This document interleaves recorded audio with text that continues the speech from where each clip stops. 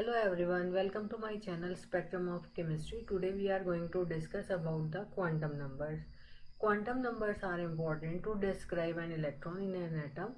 There are four quantum numbers that are named as principal quantum number, azimuthal quantum number, magnetic quantum number and spin quantum number. Out of these four quantum numbers, the first three quantum numbers, that is principal quantum number, azimuthal quantum number and magnetic quantum numbers, are derived from the mathematical solution of Schrödinger wave equation for psi, where psi is the wave function. These three quantum numbers give an acceptable solution for the wave function psi. The principal quantum number is represented by small n, which is an integer. And in a broad aspect, this quantum number tells us about the electron shell or the energy levels. This quantum number has values 1, 2, 3 and so on. Bohr designated the energy levels corresponding to n is equal to 1, 2, 3, 4 and so on by the letters K, L, M and N. Here this shows the nucleus and these are the different energy levels corresponding to the n values. This quantum number also tells us about the energy of the shells to which electron is associated and also tells us about the distance of electrons from the nucleus, that is r, which is a radial distance. According to Bohr-Berry scheme, maximum number of electrons that may be accommodated in a given shell are equal to 2n square. Let us calculate this for n is equal to 1. On putting the value of n, we will get 2. That is, in the first shell corresponding to n is equal to 1, or in the K shell, there are 2 electrons. Here this shows the nucleus and this blue dots represents the electrons. For n is equal to 2, this 2n square has value 8. It means the second shell corresponding to this n is equal to 2 can accommodate maximum of 8 electrons. For n is equal to 3, this 2n square has value 18. It means the third shell can accommodate maximum of 18 electrons. Azimuthal quantum number. This quantum number is also known as orbital angular momentum quantum number, which is represented by L. In broad sense, this quantum number tells us about the number of subshells in a given shell. It has values from 0 to n minus 1. This quantum number tells us about the magnitude of orbital angular momentum, that is represented by capital L, and it is equal to under root L plus 1 h cross, where L is the azimuthal quantum number and h cross is the h upon 2 pi, where h is the Planck's constant. This quantum number also tells us about the shape of an atomic orbital. This can be represented as, for L is equal to 0, notation for subshell is small s. For L is equal to 1, the notation is small p. For 2 it is small d and for 3 it is small f. These notations are taken from the characteristics of the spectral line from the atomic spectra of alkali metals, where S stands for sharp, P stands for principal, D stands for diffuse and F stands for fundamental. Here the shape of these orbitals are shown in these figures. S is having a spherical shape, P is having dumbbell shape, D is having double dumbbell shape and F is having a bit complicated shape. To calculate the number of maximum electrons that an orbital can accommodate, we have formula which is equal to 2 into 2l plus 1. By putting the value of L in this formula, we can calculate the maximum number of electrons that can be accommodated in these orbitals. For this L is equal to 0, it is 2. For L is equal to 1, it is 6. For L is equal to 2, it is 10, and for 3, it is equal to 14. And these can be represented as the superscripts of the subshells, that is S2, P6, D10, F14.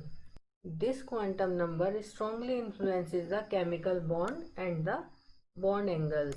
This quantum number also tells us about the angular nodes, which are equal to small l, that is equal to the azimuthal quantum number. These angular nodes are result if y of theta phi is equal to 0, where theta and phi are the polar coordinates. These angular nodes are planar or conical. These can be shown over here. For L is equal to 0, this s orbital doesn't have angular node. Nodes are those planes where the probability of finding the electrons are negligible. For L is equal to 1, this p orbital is represented one angular node, and this d orbital represents two angular nodes, and this f orbital has three angular nodes. By using these two quantum numbers, that is principal quantum number and the azimuthal quantum number, one can calculate the number of subshells that are present in the given shell. Here n is equal to 1 and the value of L range from 0 to n minus 1. So here for n is equal to 1, this L has only one value, that is equal to 0. And L is equal to 0, the subshell is represented by S. This shell number is used as a prefix, and therefore number of subshells that are present in the first shell is represented by 1s. For n is equal to 2, this L has two values, one is 0 and the other one is n minus 1, that is 2 minus 1 equal to 1, and corresponding to this 0 and 1, the subshells are represented by S and P. The subshells for the second shell are represented as 2s and 2p. Similarly, for n is equal to 3, the value of L will be equal to 0, 1 and 2, S, P and D. And the subshells that are present in the third shell are 3s, 3p and 3d. Similarly, for n is equal to 4, we are having 4 values of L that corresponds 4 subshells, which are represented by 4s, 4p, 4d and 4f. Here is a trick. Number of subshells are equal to the numerical value of n, that is the main shell. It can also be remembered by this, where shells are represented by 1, 2, 3 and 4, and subshells are represented by 0, 1, 2, 3 values of L, and in case of first shell we are having only 1s, for second we are having 2s and 2p, for 3 we are having 3s and 3p, and 4 we are having 4s, 4p, 4d and 4f. So in either way one can remember the number of subshells present in a given shell. Here these two quantum numbers also tells us about the number of radial or spherical nodes, which are equal to n minus L minus 1. These radial nodes are observed if r is equal to 0, where r is the radial distance or the polar coordinate. In this way, the total number of nodal surfaces that are present are equal to n minus 1, where n is the principal quantum number. Now the magnetic quantum number m. This quantum number tells us about the orbitals that are present in the subshells, or in other words, the orientation of the orbitals in space. It determines the orientation of orbital angular momentum of the electron, which is represented by Lz is equal to ml h cross, where ml is the orbital angular momentum quantum number, and again h cross is equal to h upon 2 pi, where h is the Planck's constant, and Lz is the orbital angular momentum in z direction. Therefore, this quantum number describes the orientation of the orbitals of a subshell in space. This quantum number has values range from minus L to 0 and then up to plus L. In this way, the total number of values for this quantum number are equal to 2L plus 1. Let us have an example of fourth shell. For the fourth shell, this L has 4 values 0, 1, 2 and 3. Corresponding to these L values, the subshells are represented by small s, small p, small d and small f. Corresponding to this L value, this ml has values. For 0, it has 0 value, and for p or L is equal to 1, this has 3 different values, that is minus 1, 0 and plus 1. Corresponding to these ml value, this p orbital has 3 different orientation, that is px, py and pz. In case of s orbital, it has only one orientation. For L is equal to 2, ml has minus 2, minus 1, 0, plus 1 and plus 2, that is 2L plus 1 is equal to 5 values, and corresponding to these 5 values, this d orbital has 5 different orientations. Similarly, for L is equal to 3, ml has 7 different values, that is 2L plus 1, so 2 into 3 is equal to 6 plus 1, 7 values range from minus 3 to 0 up to plus L or plus 3. Therefore, this F has 7 different orientation in space. Therefore, this quantum number determines the total number of orbital presents in any subshell belonging to the preferred orientation of electrons in space. Let us see the orbitals of sp subshells. Here, this is the s orbital and this is the p orbital, d and f orbitals.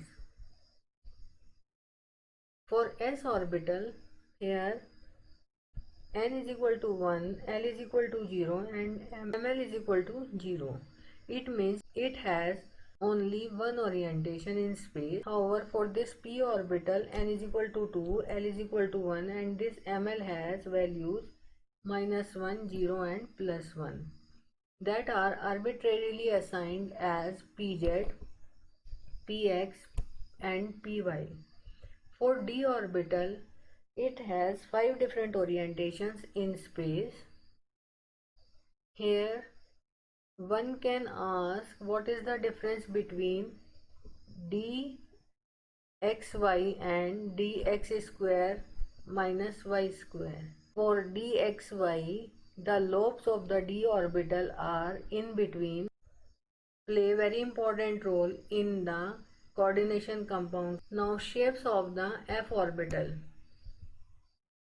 So f orbital has 7 different orientations in space. Spin quantum number. Electron is a negatively charged particle spinning on its own axis, and while it is spinning, it generates a spin magnetic moment which is represented by ms. This quantum number yields the projection of the spin angular momentum s along the specified axis. It also tells us about the magnitude of the spin angular momentum, that is s. Here z is the direction.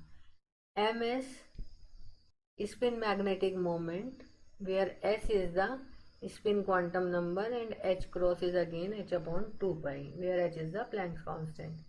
This ms has values minus s to plus s, and s is the spin quantum number. For electron, this s is equal to 1 by 2, therefore ms has values plus and minus half. That can be represented as spin up and spin down orientation. The important point about this quantum number is that the value of this spin quantum number for an electron in an orbital does not affect the energy, shape, size or orientation of an orbital, but shows only how the electrons are arranged in that orbital. So these four quantum numbers are important to describe an electron in an atom. Thank you.